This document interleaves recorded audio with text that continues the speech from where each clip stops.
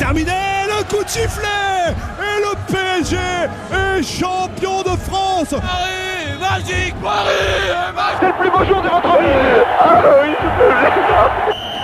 Revivez les grandes heures du PSG avec les archives d'Europe 1. Une série au cœur de l'actu, un podcast de la rédaction d'Europe 1. Épisode 2, leur première Coupe de France. Nous sommes le 16 mai 1982. Le PSG est encore un jeune club. Créé 12 ans plus tôt, il est en première division depuis 8 ans. C'est la première fois que le club parvient à accéder à la finale de la Coupe de France. Au Parc des Princes, où se joue la rencontre face à Saint-Étienne, c'est l'euphorie. Georges Perroche, l'entraîneur du PSG, est tellement à bout de nerfs qu'il ne peut même plus regarder les dernières minutes de jeu qui se jouent au pénalty. Un match inoubliable qui signera le dernier match de Michel Platini avec les Verts et qui offrira la première Coupe de France au PSG. Parmi les images marquantes, on retient celle de Francis Borelli, le président du PSG, costume gris et sacoche en cuir au poignet, qui se jette sur le terrain du Parc des Princes et s'agenouille pour embrasser la pelouse. On retient aussi celle de Georges Perroche, en pleurs, qui tombe dans les bras du journaliste d'Europe 1, Jean-René Godard, qui commentait la rencontre au bord du terrain. C'est Jean-Marc Pilorget qui va tirer ce penalty. Georges Perroche vient de me le dire, Georges Perroche qui craque littéralement nerveusement. Il est devant nous, il est en train de pleurer, Georges Perroche, vous le voyez peut-être, il se retourne, il va de l'autre côté du terrain, et c'est donc Jean-Marc Pilorget qui était ce soir stopper dans l'équipe du Paris Saint-Germain, Jean-Marc Pilorget qui va tirer ce penalty décisif. Bon, alors Jean-Marc Pilorget, c'est à lui en effet, c'est lui qui a la responsabilité de qualifier ou d'éliminer son club Paris Saint-Germain. Pilorget qui va prendre son élan, voilà qui est fait, et il marque. Donc Paris Saint-Germain gagne la Coupe de France. À vous, Jean-René. Georges Perroche qui pleure, Georges Perroche, c'est le plus beau jour de votre vie.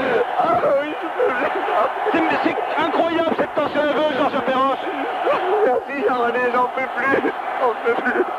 Vous venez d'entendre, je n'en peux plus, disait Georges Perroche qui est tombé littéralement dans mes bras, qui pleure. Georges Perroche, il est heureux, vous l'imaginez. C'est le premier grand résultat qu'il obtient, bien sûr, avec le Paris Saint-Germain, vainqueur de la Coupe de France au pénalty. Incroyable. Jamais une finale de Coupe de France ne nous a ménagé un tel suspense. Jamais une victoire, celle de Paris Saint-Germain, n'a été aussi incertaine. Jamais nous avons assisté à un tel match aussi fertile en rebondissements, en coups de théâtre. Un match fou qui a même bien failli ne jamais se terminer, la foule indisciplinée et passionnée ayant envahi le terrain. Car il s'en est passé des choses hier soir au Parc des Princes. Pour mieux s'y retrouver, reprenons le fil de cette soirée, ou plus exactement, ses moments les plus forts. Il a fallu attendre la 58e minute pour voir le premier but. En effet, après une première période, riche en occasions de but, mais finalement stérile, le score était de 0-0 à la mi-temps. 58e minute donc, Toko ouvre enfin le score pour Paris Saint-Germain. 75e minute, Platini égalise grâce à une superbe reprise de volée. 1-1, c'est le score à la fin du temps réglementaire, il faut jouer la prolongation. 8 minutes après le début de cette prolongation, nouveau but de Michel Platini. 2-1 en faveur de Saint-Étienne, il apparaît encore que Michel Platini, pour sa soirée d'adieu aux Verts, leur a offert un merveilleux cadeau. Mais coup de théâtre, alors que nous approchons de la fin de la prolongation, que l'excellent arbitre M. Michel Vautreau fait jouer les arrêts de jeu, alors qu'il ne reste plus que quelques secondes à jouer, Dominique Rocheteau égalise dans un Parc des Princes en folie. Tellement fou, les spectateurs du parc, qu'ils franchissent les barrières, envahissent le terrain et que le match a toutes les peines du monde à venir à son terme. 2-2 à la fin de la prolongation, il va falloir alors tirer les pénaltys. Mais l'arbitre, M. Vautreau, refuse, à juste titre, de laisser tirer les coups de pied au but tant que le terrain ne sera pas dégagé. Il va falloir attendre une demi-heure pour que le service d'ordre parvienne à faire évacuer les spectateurs. Tout cela devant le président de la République impassible qui tuait le temps en bavardant avec M. Chirac, le maire de Paris, assis à sa droite. Ainsi, nous en arrivons au dernier acte, le plus crispant, le plus douloureux pour les nerfs, à tel point que Georges Perroche, l'entraîneur parisien, refusait de regarder. En larmes, à bout de force, il ne voulait pas voir ce qui allait se passer. La première série de pénaltys a donné un résultat nul, 5-5. Battiston, Zanon, Rep, Larios et Platini avaient réussi leur coup-pied au but pour Saint-Étienne. Battenay, Renaud, Rocheteau, Surjacq et Fernandez réussissaient les leurs pour le compte de Paris Saint-Germain. Il fallait donc, comme le veut le règlement, continuer jusqu'à la première différence, c'est-à-dire jusqu'au premier raté. Il ne fallut pas attendre longtemps. Christian Lopez, le capitaine stéphanois, tirait trop mollement. Dominique Baratelli détournait. En revanche, Pilorget battait Castaneda pour la 6e fois. 6-5, Paris Saint-Germain gagnait la Coupe de France pour la première fois de son histoire. Paris Saint-Germain devenait aussi européen. Grâce à toute son équipe, bien sûr, mais grâce aussi à ce 6e pénalty, celui de la victoire réussi par Pilorget, le héros de la soirée, qui s'est confié à Jean-Yves Dermain. Je ne pensais à rien du tout, j'ai fait le vide dans ma tête et puis je me suis lancé, j'ai frappé, j'avais rien à perdre dans ce pénalty puisque Lopez avait raté le sien. Et en cas de non-succès de ma part, le Paris Saint-Germain n'avait toujours pas perdu la Coupe de France puisque la série de pénalty aurait alors continué. J'ai été l'esprit libre, j'ai fait le vide dans ma tête et je me sentais facile. Alors pour vous, cette victoire en Coupe de France, c'est le plus beau moment de votre carrière, je suppose. Oui, c'est sans aucun doute le plus beau moment sportif de ma carrière. Ça fait 7 ans que je suis au Paris Saint-Germain, ça fait 7 ans que je cours un premier titre. Et pour moi, c'est un double titre, une finale de Coupe de France et la porte ouverte de la Coupe d'Europe maintenant. Joie dans le camp parisien, bien sûr, loi légitimement démonstrative du président Borelli qui a même poussé l'enthousiasme jusqu'à serrer dans ses bras M. François Mitterrand lorsqu'il a remis la coupe à son capitaine Dominique Battenet. Écoutez Francis Borelli. Je crois qu'il n'y a pas de mots pour qualifier cette victoire qui nous vient là comme quelque chose d'absolument exceptionnel, aussi bien par le fait qu'on l'ait gagné, mais aussi de la manière dont nous l'avons gagné.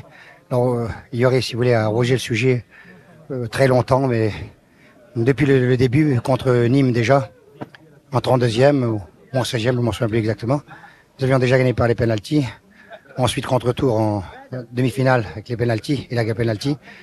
C'est pas pourquoi, mais une espèce d'impulsion, de pulsion également que j'ai eu également. J'ai dit aux gars, ça va aller jusqu'au bout. On risque de jouer au pénalty, mais je sens que c'est à notre portée. Mais je peux pas l'expliquer pourquoi, parce que disons que en termes de footballeur, on dit que c'est avoir du pot. Et bien, on a eu du pot jusqu'au bout, parce qu'il faut quand même rendre hommage à cette équipe de Saint-Etienne qui à 2 minutes près aurait gagné la coupe et je leur ai donné des propos différents. Je crois que là je suis trop ému et je ne suis pas tout à fait dans mon état normal pour essayer de dire qu'on est les plus forts, qu'on est les plus extraordinaires. Je crois qu'il faut rester les pieds sur terre et demeurer modeste. Ce qui est vrai, c'est que nous avons essayé de faire de notre mieux et puisqu'il y a eu ce petit coup de pouce de la chance qui nous a aidés ce soir et tout au long de la coupe, je crois qu'il faut dire la vérité, eh bien c'est un couronnement où maintenant il faut nous atteler à une charge, à une tâche encore plus grande, plus ambitieuse et tout simplement à la hauteur des ambitions des Parisiens et de cette ville merveilleuse que nous habitons et je crois que le gros travail va être effectué dans les jours qui viennent, pour l'année prochaine et pour les années à venir. Dans le camp des vaincus, ce n'était pas le désespoir, on n'était pas heureux bien sûr, mais Michel Platini prenait cette défaite un peu bête avec une certaine philosophie. Michel Platini au micro d'Eugène Sacomano. On est très déçus, ça se termine comme ça. On aurait préféré que Rocheteau ne marque pas le dernier but et qu'on se soit qualifié normalement, qu'on ait gagné la Coupe de France normalement. Enfin, dans la prolongation, vous aviez l'espoir, c'était la victoire qui était toute proche. Ah, bon, c'est sûr, on avait l'espoir. Je crois que les Parisiens étaient au bout du rouleau, mais bon, ils ont eu la chance au premier tour, ils ont eu la chance en demi-finale, ils ont eu la chance en quart de finale. Et en sachant que Dominique marquerait le but à 2 minutes à la fin, je me suis dit, ils ont trop de chance, ils peuvent pas perdre la finale, ces mecs-là. L'attente des pénaltys, c'était angoissant? Non, je ne crois pas que ce soit angoissant, c'est triste de voir telle manifestation, parce que pas en elle-même cette manifestation parce qu'elle est sympathique, mais un jour il y aura un déséquilibré qui fera un coup de couteau et c'est là qu'on se plaindra et qu'on prendra des mesures. Alors je crois qu'il faut faire très attention. Au match de l'équipe de France, c'est exactement la même chose. Chaque fois qu'on sort dans les autres clubs, à la sortie des matchs, c'est la même chose. Il n'y a pas assez de services d'ordre. De toute façon, un jour il y aura quelque chose et c'est à ce moment-là qu'on se plaindra.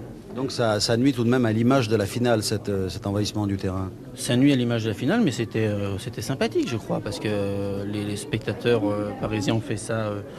On fait ça dans l'euphorie du but de Dominique, mais disons, c'est grave, un jour, on se posera des problèmes. Alors au plan du jeu, vous regrettez bien sûr cette défaite. Comment évaluez-vous la victoire de Paris Saint-Germain ? Je crois que c'est joué sur un coup de dé. Je pense que moi je suis bon perdant. Je m'aperçois qu'on méritait peut-être de la gagner. Paris méritait de la gagner. Je ne sais pas, je vais vous dire. Si on l'avait gagné, il n'y aurait rien à dire. Dernier match de la saison pour vous, Michel Platini, sous le maillot de Saint-Etienne, évidemment. Oui, dernier match, oui. Maintenant, on va bien se préparer, on va bien se reposer parce que là, comme je me suis fait mal, je vais essayer de me soigner pendant un certain temps. Et ensuite, se décontracter un peu et puis après bien bosser pour préparer cette coupe pour aller en Coupe du Monde en pleine forme. Finalement, il est un homme qui n'a jamais perdu son sang-froid au cours de cette soirée. Cet homme, c'est Michel Vautreau. Il a eu du travail, l'arbitre de cette finale. Il a dû en résoudre des problèmes. Michel Vautreau s'est expliqué au micro de Jean-Yves Dermin. Je crois qu'il faut rendre quand même hommage aux deux équipes. En ce qui me concerne, j'ai eu une finale de rêve à arbitrer. Parfaite correction des deux équipes. Je n'ai jamais eu la moindre contestation. Jamais, ni à mon égard, ni à celui de mes deux juges de touche. Et je crois que pour moi, ça va rester un grand souvenir. J'ai l'impression d'être sur un nuage actuellement. Bon, c'est vrai qu'on a tout eu. J'ai eu peur un instant que cette magnifique finale soit gâchée. Et puis tout est rentré dans l'ordre. J'en suis fort aise parce que ça aurait été quand même préjudiciable pour le football. Surtout à quelque temps, je crois, des championnats d'Europe des nations. Quand il y a eu un premier envahissement du terrain à 2-1 pour Saint-Etienne juste avant la fin de la rencontre, qu'est-ce que vous avez pensé? Vous n'avez pas pensé qu'à un moment il fallait l'arrêter, ce que demandent les Stéphanois, ce qu'ils vous reprochent de ne pas l'avoir fait? J'ai simplement demandé que tout le monde soit évacué du terrain avant de reprendre. Ce qui explique d'ailleurs que Robert Herben ne comprenait pas, il croyait que la prolongation était terminée. Et quand Paris Saint-Germain a voulu effectuer un remplacement, il m'a dit mais c'est plus possible. En fait, il restait 2 minutes à jouer et je tenais à jouer les 2 minutes dans le respect des lois du jeu. Est-ce que vous ne pensez pas quand même que cette interruption d'une demi-heure après entre la prolongation et les tirs de coups de pied au but a été bien longue et surtout bien inopportune? Bon, mais écoutez, pour moi, oui, c'est vrai, ça me faisait mal au cœur. Et je disais que c'est quand même dommage que cette magnifique finale soit gâchée par ces manifestations un petit peu trop intempestives. Et j'avais rencontré le président Sastre, nous nous étions mis d'accord, parce qu'il ne faut pas oublier que rien n'était prévu dans mon règlement. C'est la première fois que j'étais confronté à une telle situation. Il n'était pas question de revenir sur le terrain avec des spectateurs présents autour de ce terrain. En effet, il est vraisemblable que l'équipe qui aurait perdu aurait posé des réclamations, aurait déposé des réserves, et nous aurions eu des problèmes. Et je crois qu'au premier tir au but arrêté, eh bien, il y aurait eu de nouveau un envahissement de terrain, et nous avions pris la décision ferme d'arrêter la rencontre si les spectateurs étaient restés sur le terrain. Il reste qu'il faudra bien un jour se pencher sur les problèmes de la sécurité au Parc des Princes. Dominique Baratelli, gardien de but du PSG, au micro de Jean-Yves Dermin. Je suis extrêmement satisfait parce qu'on a fait d'abord un match très sérieux et puis on est un match surtout courageux puisqu'on s'est battu. On s'est battu vraiment avec beaucoup de cœur parce qu'en étant mené 2-1 dans les prolongations, en ayant 120 minutes dans les jambes déjà sur la demi-finale, je pense que c'était très difficile pour nous et puis on a réussi grâce à un sursaut d'orgueil à égaliser dans la dernière minute. Et une nouvelle fois vous êtes retrouvé confronté à cette dernière épreuve des tirs au coup de pied au but et une fois encore vous avez détourné un tir décisif.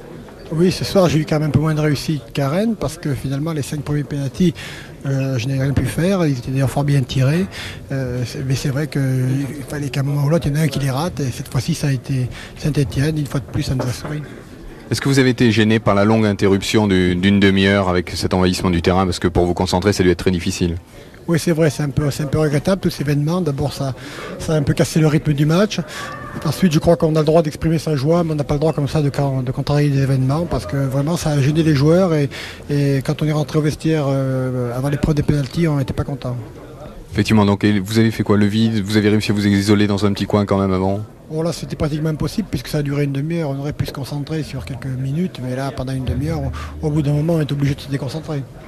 Maintenant, pour Paris Saint-Germain, la saison prochaine, c'est l'Europe. C'était quand même un début. En plus, il y a la Coupe de France, mais il y a aussi l'Europe.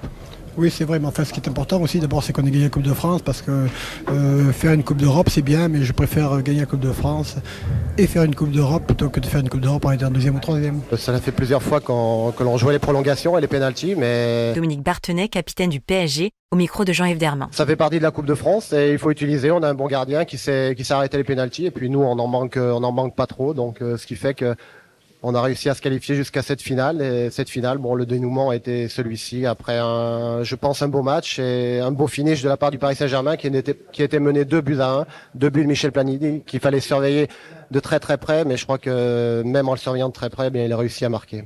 Vous êtes passé au cours de cette finale par des moments d'espoir et puis des moments peut-être plus difficiles en ouvrant la marque et puis en égalisant quasiment à la dernière minute.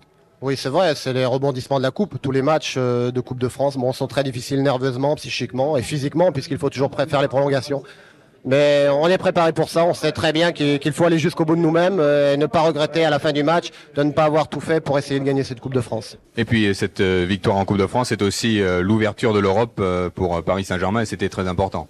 Oui, depuis le temps que Paris Saint-Germain court après une Coupe d'Europe, eh bien ce soir nous y sommes arrivés. J'espère que pour l'année prochaine, eh bien, nous représenterons bien notre pays, notre football français. Et je crois que tout le football peut compter sur Paris pour essayer de le représenter au plus haut niveau. Paris a enfin sa grande équipe ? Paris a une bonne équipe, une grande équipe. Vous savez, ça ne se fait pas du jour au lendemain. On veut toujours brûler les étapes. On pense toujours que ça y est, et puis on retombe un peu plus bas. Je crois qu'il faut travailler doucement dans tous les domaines. Et petit à petit, eh bien, nous arriverons à avoir une grande équipe. Et puis quand Paris sera au sommet, eh bien, ça sera dur de l'y déloger. Vous venez d'écouter Les Grandes Heures du PSG, une série au cœur de l'actu, un podcast de la rédaction d'Europe 1.